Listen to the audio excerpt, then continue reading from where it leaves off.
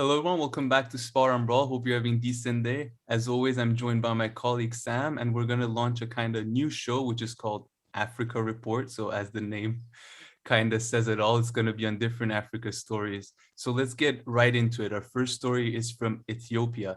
So in Ethiopia, there are elections going on, which we'll get into. But first, I want to start with the whole conflict in the Tigray region. So in Ethiopia's northwestern Tigray region has actually been at war with the rest of the country, with Ethiopia, as well as with forces from Eritrea who have come into Tigray and they're on the side of the Ethiopian government. And so just last week, there was this devastating airstrike, which since it was an airstrike, it most likely was from the Ethiopian government, although they are denying it so far. And reports are that it killed between 40 to 60 people at the very least. The airstrike was in a market, and apparently, even according to the head of the WHO, who rarely comments on Ethiopia since he's himself from the Tigray region, he said that ambulances and other emergencies were denied access to the area for a whole day. So injured people weren't able to be taken to the hospital. So yeah, it was just like a major. I mean, I hadn't heard about airstrikes so far happening in this conflict. So I thought, I mean, this is kind of big and kind of huge. And just to give an overall perspective on what's going on in the Tigray region right now. So the UN is saying that 350,000 people are facing famine, while the US has come out and is saying, no, it's actually near 900,000 people who could be facing famine. And this region has about 6 to 7 million people. So Sam, I didn't know if you wanted to add a little bit something on the Tigray and Ethiopia conflict, or about the prime minister himself and the power that the Tigray region has had over Ethiopia historically, before we get into the election part of it. Sure. The only thing I would add, I think I've mentioned it in previous videos, is that Ethiopia is one of the very few countries that is not colonized ever. They successfully basically repelled the Italian attempt at colonization. And their recent conflict, the current president, whose name escapes my mind right now, Abe. Yeah, Prime Minister. He was I think, yes, sorry, Prime Minister. He was the recipient of the Nobel Peace Prize, if I'm not mistaken, for making peace with Eritrea. And before him coming to power, the Ethiopia was ruled largely by a Tigray. It was a political party that was large. It was basically dominated by the people from Tigray tribe. So there is all this. There is a long root and long history to this conflict, and it's not clear who are the good sides and who are the bad sides. And it's very, and there is very limited information coming out that is not controlled either by Ethiopian government or by the Tigray separatist fighters. So nobody knows what's going on. Yeah, exactly. And the conflict that I guess Ethiopia had with Eritrea was mainly, if I've understood correctly, from the Tigray region. So I guess this new prime minister who's been in power from 2 to 3 region, he's not from the Tigray region, and he exactly established this peace between Ethiopia and Eritrea, and for that he got the Nobel Peace Prize. And just to add on to like the amount of power that the Tigray region had, just as an example, the current director general of the WHO, so the person that you see on TV all the time, he's from the Tigray region, and he was not only their health minister, but also their foreign minister. And of course, he's not commenting much on this conflict given his position. So you can just see what kind of power this region commanded over Ethiopia this whole time. And so I think at some point about 80% of armed forces were from Tigray region as well. So they provided the bulk of the military. Yeah, no, exactly. And that's what I was thinking. I mean, they must have this all in place to be pretty much fighting against the national army as well as Eritrean forces. So yeah, amid all this, there are actually elections going on since last week. And unlike all the other elections, like the Iranian election or the Armenian election, where the results came in after a day or two, this they already said it's going to take a week. It started last Monday. I still haven't heard anything. And these elections were actually supposed to happen in August, and they were postponed. And that was one of the things that led to this renewed war and clash pretty much between Ethiopia's central government and the Tigray region. And because of that, a fifth of the country, including the entire Tigray region, is not taking part in this election. So it should probably be a easy victory for Prime Minister Abiy, but it's already been a month and nothing's come out. And I guess I've been listening to analysts, and they're saying that, you know, he wants to probably use this moment as a restart, because he started off very well, of course, with the Nobel Peace Prize and everything, but then the last year, all this has happened. And it seems like I think the Europeans and the Americans had his back until recently, but I feel like they're kind of turning on him. I mean, you know, the US has come out and said that there's 3 times more the amount of people who are near famine in the Tigray region than what the UN has said. But yeah, so we'll see. The election started a week ago, so the results should be coming in, and then we'll see what happens from there. So Sam, if you have nothing else to add, I would like to move on to our second story on Africa Report. Okay, so now we're going all the way to West Africa in Burkina Faso, where first last week, I believe it was around Monday or Sunday, Burkina Faso minister reported that 11 police officers were ambushed and killed, while 4 were kidnapped. And I mean, the perpetrators haven't come out and said who, but most likely attacks in the whole West Africa region are related to ISIS, or like branches of ISIS and Al-Qaeda, based on my understanding, that operate in that region. So they ambushed and killed 11 police officers. And then later on, what came out later on in the week is the fact that a month ago, there was one of the biggest attacks in Burkina Faso that led to at least 138 people dying. And now the government of Burkina Faso is saying that this attack was perpetrated mainly by children between the ages of 12 and 14. So this is the last piece of information that came out last week on this attack. And I was just reading about it a little bit because, to be honest, I don't know much about Burkina Faso at the moment. But researchers are saying that the fighters are generally in their upper teens. So this might have been a bit of a rare incident that there was such young group of men who carried out the attacks. And then I was seeing some other information. They're saying that in addition to coronavirus, 10% of Burkina Faso schools have closed due to rising insecurity. And in 2020 alone, so these figures are for Central and West Africa, not just for Burkina Faso, but in 2020 alone, 3,270 children were recruited into armed groups, according to the UN. So I don't have much more to add about this story. There's just 2 kind of headlines that I wanted to put in together from last week. So I'm not too sure if, Sam, you have something you would like to add here. Not really.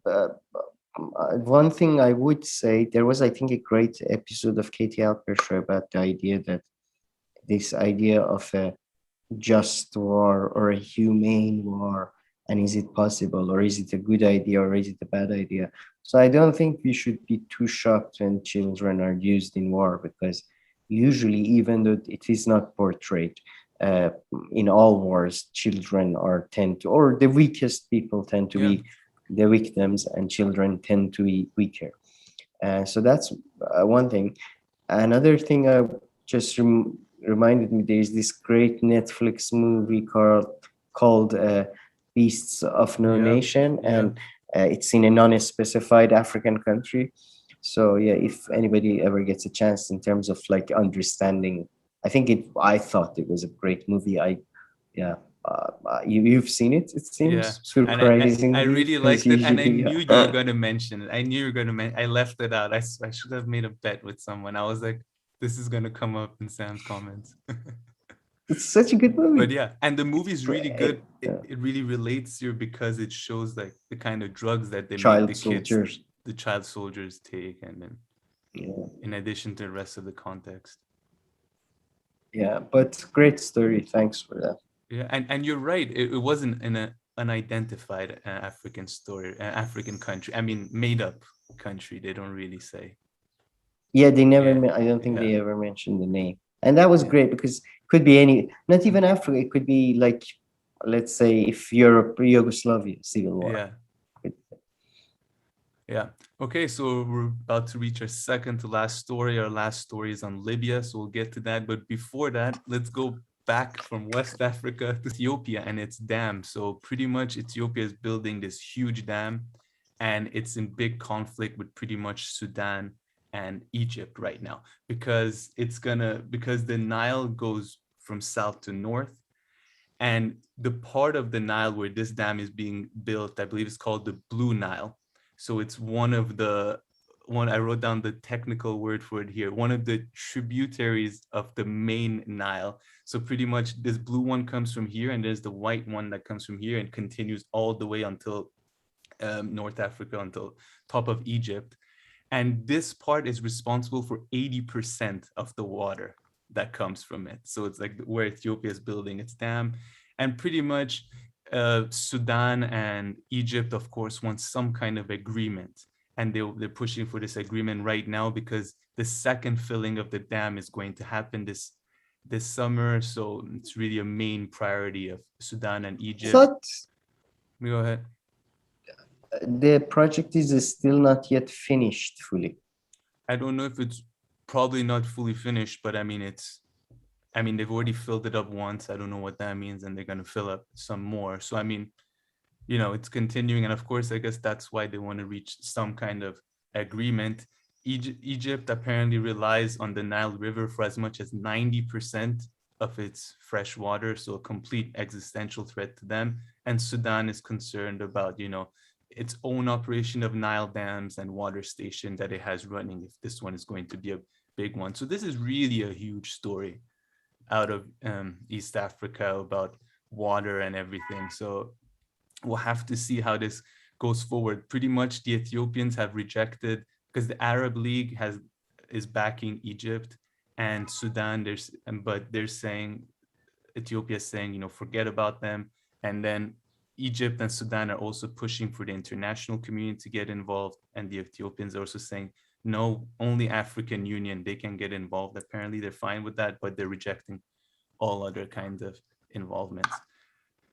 So we'll have to see how how this story develops. So I don't know if you have anything here, Sam. If not, we can just move on to our last story about good old Libya.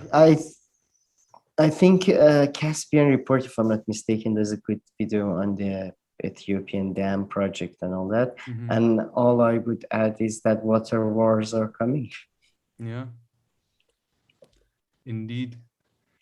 Okay, so let's move on to our last story on Libya. And pretty much last week on this one, there was a UN-backed conference with all like the EU, the usual EU people involved in Berlin. So this is like the latest on where, what are you laughing? The usual place where future of Libya is decided, Exactly. Berlin. Yeah. Exactly. Well, and this one was UN sponsored. So, okay. So it made it a little bit better. But yeah, exactly. So this is the latest in Libya. I mean, since 2011, there have pretty much been two governments, well, two administrations fighting over power. There's the one that's backed by the UN, and then there's the one that's backed on the east by Khalifa Haftar. I mean, not backed. He's the general behind it. And pretty much he's backed by Russia. By Russia, exactly. And since he wasn't able to take over Tripoli, there's pretty much been a truce since October between them. And until December, when they're going to hold elections, apparently, until then, there is a prime minister from the government of national accord, the one backed by the UN, who has been given, temporary oversight on the country. But I guess the thing that the EU and the Europeans are kind of complaining about, they're saying that all the mercenaries have to be withdrawn from Libya before this happens. And of course, they're saying that the Russians and the Turks haven't done it yet. So, but they're both on opposite sides. So I haven't heard of the Russians' excuses, but the Turkish people, the Turkish government are just saying, listen, we have a bilateral agreement with the government that you're backing. So I don't know what you're on about. So they're refusing to withdraw their troops based on that. I would say there are no Russian mercenaries. I don't think there are Russians back Khalifa Yeah, Haftar, and I think he has loads of mercenaries from surrounding countries. But he's also kind of backed by the CIA and kind of backed by France and kind of backed. It's really this the Libyan and backed by Sisi, I think, in Egypt. It's a real weird one yeah, where like everybody's interest kind of clashes there.